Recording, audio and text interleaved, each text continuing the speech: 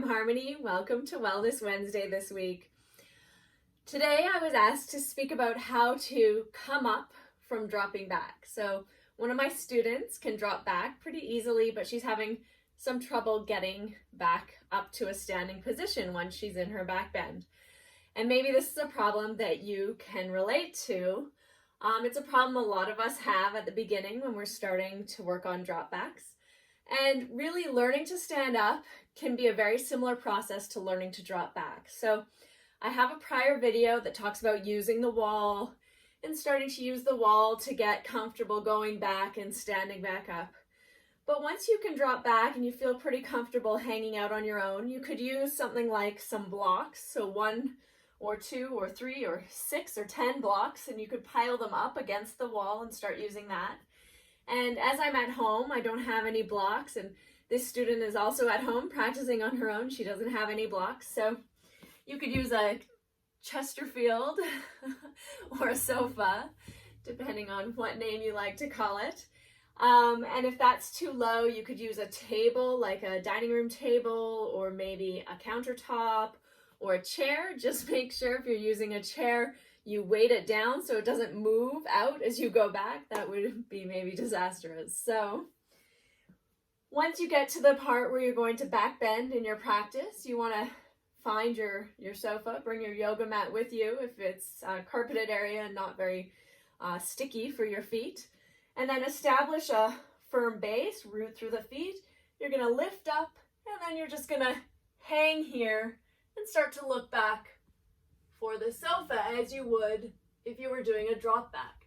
Once the hands can come to the sofa, I would recommend just breathing here, maybe taking 5 breaths, really trying to stretch and straighten the legs and straighten the arms, and just really enjoy this deep, beautiful stretch through the front of the body, and then the legs will pull you back up.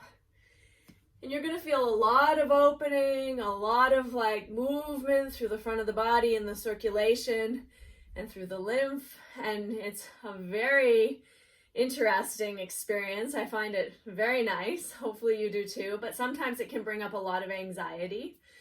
So try and just keep your breath really smooth and calm. Breathe through any anxiety that comes up, and then just use the legs to stand up. Once you get really comfortable with something like the sofa, then you just want to go a little bit lower. So I have like a small table here, and you can do the same thing with the table. So you're going to establish your back bend, find your legs, and it's the same process. It's just a little bit lower. You're looking for the table, and then you're going to breathe, try to stretch through the legs, stretch through the arms, find that strength through your legs, and then use the legs to pull you back up.